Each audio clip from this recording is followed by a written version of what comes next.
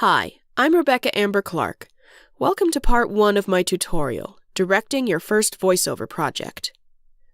Now, a voiceover project could be an indie video game, or maybe you want to get into doing comic dubs or something like that on your YouTube channel. Or you've got a story you've written and want to turn it into a radio play or fully cast audiobook with different actors for all the different characters. Whatever project you want to do, this tutorial is intended to help make the casting and directing process as smooth and painless as possible for both you and your cast of voice actors. In this video, let's focus on how to get started holding auditions. But first things first, is your project ready? Hey, wanna be in my project? Maybe. What's it about? Well, I haven't exactly written it yet. I need writers, editors, and an animator too, but I've got a great idea for the series, all about roaming tribes of space pirate cat people. It'll be really cool, I promise. So, how about it? No thanks.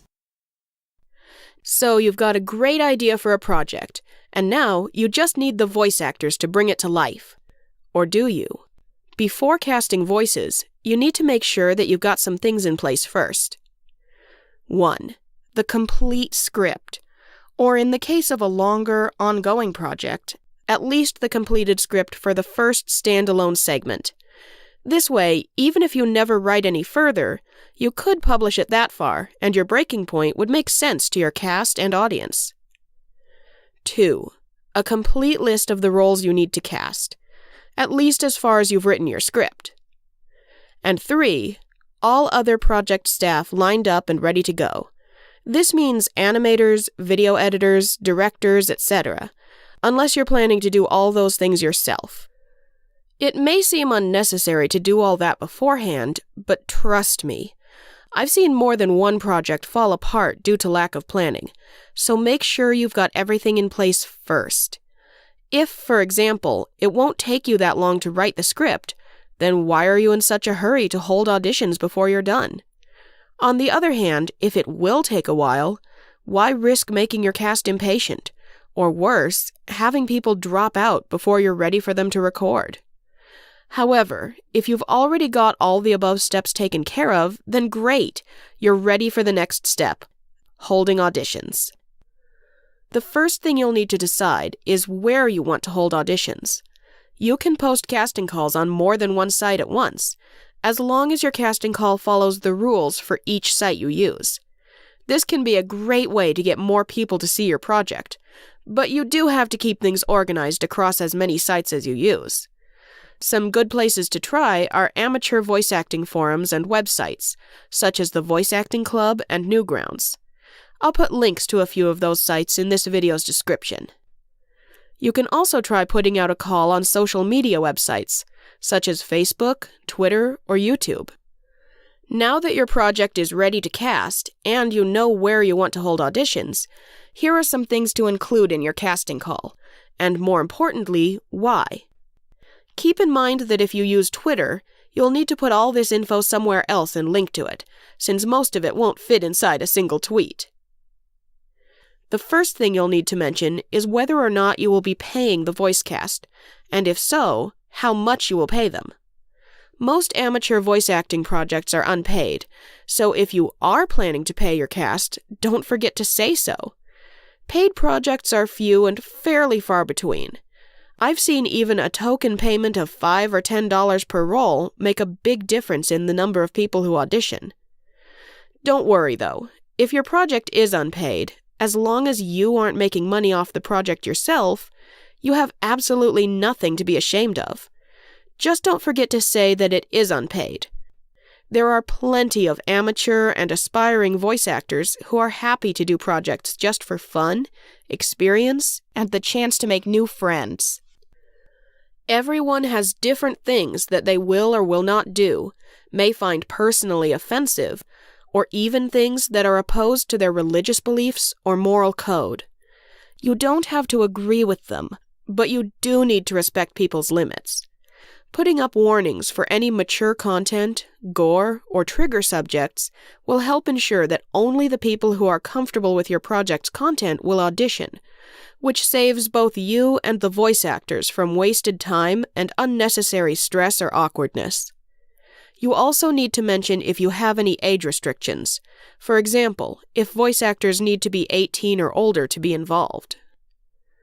Some voice actors may be building a portfolio of original projects they've been in for the sake of a professional voice acting career.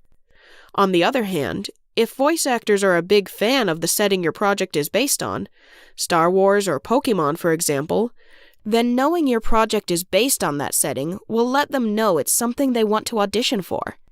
You wouldn't believe how many auditions miss this step, leaving all us poor voice actors scratching our heads as to just what the project is about. Speaking of what the project is about, it's important to give a general idea of what you have planned. Saying, "Hey, I need voice actors, is anyone interested?" is just not enough. It doesn't need to be much, especially if you don't want to give spoilers away. It can be as simple as saying, "I'm making an original fantasy game on the Unity engine and need British voices." Or, "I'm planning to upload a collection of comic dubs for Undertale and looking for a regular group to work with." It's also a great idea to let voice actors know how big a project they'll be in for. Is this a one-time project or a series? If it's a one-shot project, is it a few seconds long or a 200,000-word novel? If it's a series, roughly how long will each episode be? How many episodes are you planning on, or will it be ongoing? Voice actors, and especially people who voice act as a hobby, have other real-life obligations like work, school, family, friends, pets, and more. Teenagers and college students who are free to record during the summer may not be able to keep up the pace when school starts again in the fall. Parents may have time here and there for a short project, but can't commit to something that will take hours to record, even in one go. On the other hand, someone may have too much time on their hands and be aching to take on a long project they can sink their teeth into. This is also a fantastic time to mention any special requirements you have for voice actors, such as if you want them to sign a non-disclosure agreement, also called an NDA, or other contracts, whether past experience is necessary, or if they'll need to have access to a certain program, such as Skype or Discord, for live direction or live recording. Will voice actors need to be able to sing, too? It would be good to know. If this is a fan project, will you want actors to be familiar with the original setting the project is based on, or will your script make sense even to non-fans? Now we get into the good stuff, the roles themselves. Again, you may not want to give everything away in a public forum post, and that's okay. You can use code names for your characters, like Middle-Aged Woman Number 1, if you don't want to give out actual names. But each voice actor has different abilities and a different range, so it definitely helps to know if you need a specific accent, or if it doesn't matter, the general age and voice type you imagine for the role, and especially, if cast, just how much recording is the voice actor agreeing to do. Interesting characters can even inspire more people to audition than would have otherwise. Total win-win. Audition lines are what you want people to audition with. There are a few different ways you can go about choosing your audition lines.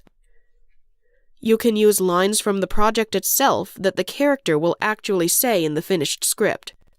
This, in my opinion, is the best and easiest option for a brand new director who isn't used to the casting process, and I'll tell you why. First off, you don't have to make something up because you already have the lines in your script. Second, it lets you hear the character's own words in the actor's own voice, making it so much easier to imagine if the voice and character are a good match. If you don't want to give away even a few lines from your script itself, you can just simply make up lines that will sound enough like the role to give you an idea of who is the best fit, without giving away any of your story. If actual lines from the project are the easiest option for a new director, demo reels can be awfully convenient and easy for more experienced directors, and can be a lot easier for voice actors too. For one thing, it saves you the hassle of laying out all the info for submitting auditions for individual roles, choosing audition lines and all that. Second, from a voice actor's perspective, auditions take time, they take energy, and they add up. It may take only 5 minutes to audition for your project, but if that voice actor auditions for 10 projects, they've spent almost an hour. 100 5-minute auditions is over 8 hours of auditioning. A full 8-hour work shift, just for auditions and not even a guaranteed role. On the other hand, a demo reel, at least a good demo reel, should give you a pretty good idea of the voice actor's range and abilities. And since it's already been recorded, it's much easier to send off than to record a whole new audition. What this means for you as a director is that you're likely to get more auditions, giving you a wider choice. If you're still not decided on who to cast for which role, you can always hold callbacks, which is basically the semifinals or finals of auditions. By asking only your few favorite choices to record custom audition lines, you listen to a smaller batch of overall better audition recordings for your roles, which can make that final choice a lot less overwhelming. Do not cast even one role before the deadline. Doing so is possibly the biggest mistake you can make as a director. In fact, this is such a big deal that the entire next video is going to be devoted to talking about it.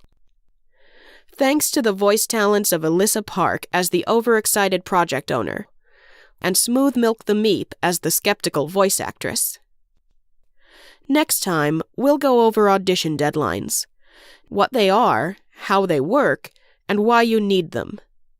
If you have any questions about posting your first casting call that I didn't cover, please leave your question in a comment below the video, and I'll do my best to answer what I can.